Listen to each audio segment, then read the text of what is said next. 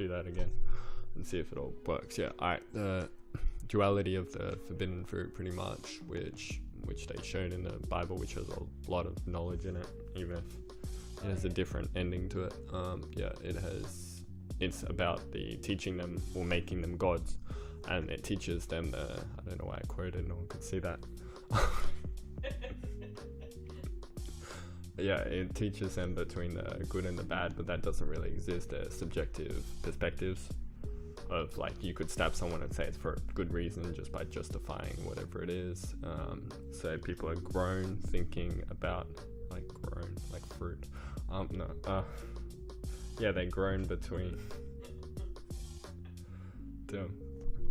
They're grown between good and bad. Like, so that says what's good, what's bad, but there's no really solidified good and bad, even though they try to pretend there is. The problem is not really. There's only perspectives on each side. So they should be grown more around on wise and kind.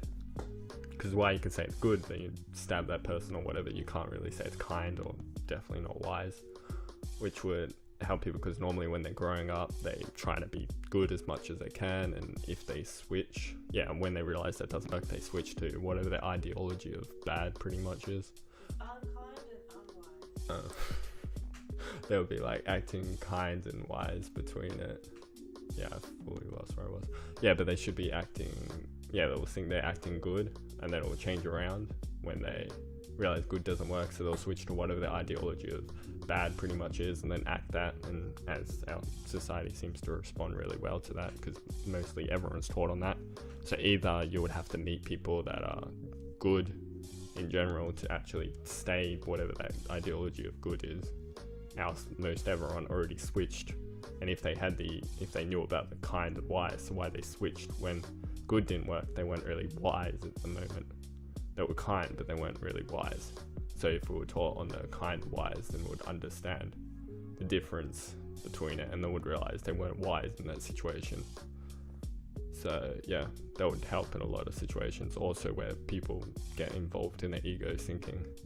It's very, like, even if they don't know something, they'll pretend they know it.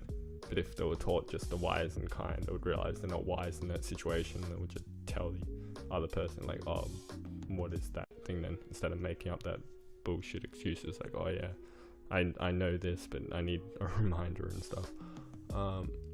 What else?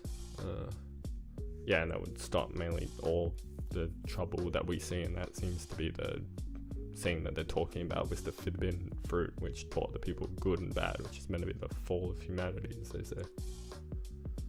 And that's mainly it. What else? That's mainly it. What else did I say about it? Duality. Yeah, that's mainly what I said at the start. Anything else to it? I said about the kind. No more. I said about the kind. Oh yeah, and the other bit is like they would actually want to be more wise and stuff, because being taught good and bad, doesn't really expect us to get any knowledge, so we just choose whatever our intent is and just follow that. But with kind and wise, we'll actually get a balanced mainly between both sides, because people would want to be wise and they would want to be like kind in it, and they won't get fucked over by the whole system trying to be good, and then it just fucks up and they switch to whatever the ideology of bad is. Yeah, that's mainly it.